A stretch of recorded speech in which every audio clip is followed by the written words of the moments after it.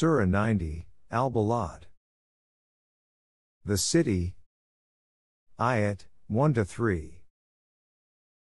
I call to witness the sanctity of the city of Makkah and the law of procreation by which old life, of parents, gives birth to new life, in the form of their offspring. O Rasul! Tell the adversaries who are pestering you so much and who are completely oblivious of the sanctity of this city, that what they think, that the system you present would fail, will never come true. Tell them that your mission will after all be a success, and that ultimately this city will become the center of the divine order which will replace the old unjust system. Ayat 4.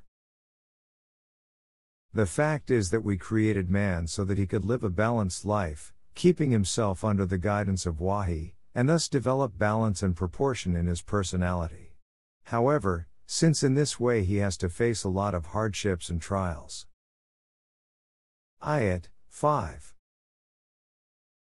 Instead of accepting restrictions as determined by the wahi, he remains under the false presumption that there is no power over and above him, whose laws are to be followed. He thinks of himself as being sovereign. Ayat 6. He is enamored by this self-deception and continues to oppose our system.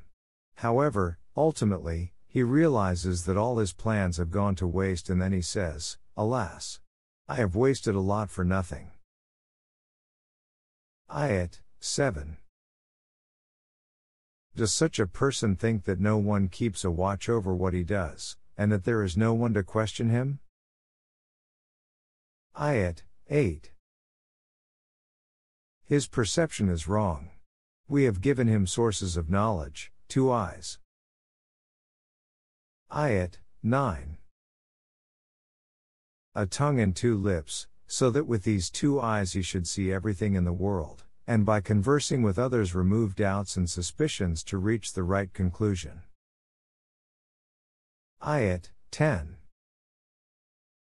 And through wahi, we visibly and clearly showed him the right and wrong ways, human intellect and divine guidance.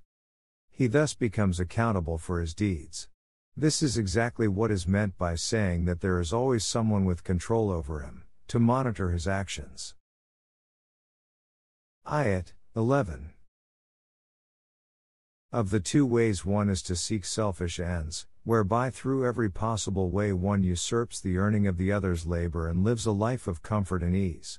His selfish intellect incites him to adopt this course because it is the easy one.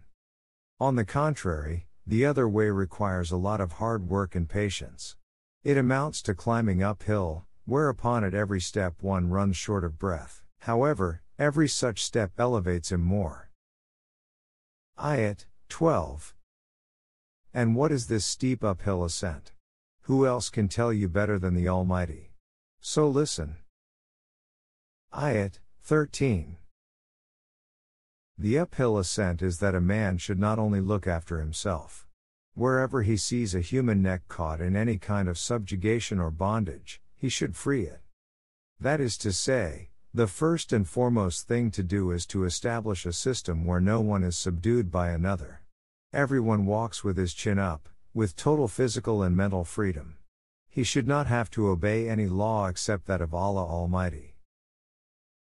Ayat 14-16.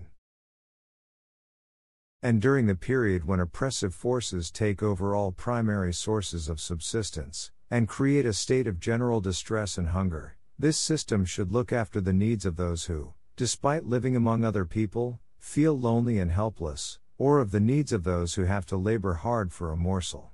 They have to exist under the yoke of a capitalistic system and work hard for it.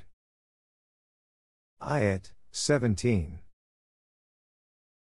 This course of life is arduous, but having taken to it one joins those who firmly believe in the divine system of Rububiyyah and urge one another to remain steadfast. They also enjoin others to share the means of nourishment bestowed on them by Allah Almighty. Ayat 18. They are the auspicious and prosperous people on the right path, enjoying the pleasures of life. Ayat 19. Against this are those who reject our laws and adopt an easygoing course of life. Only failures and deprivations fall to their lot. Ayat 20.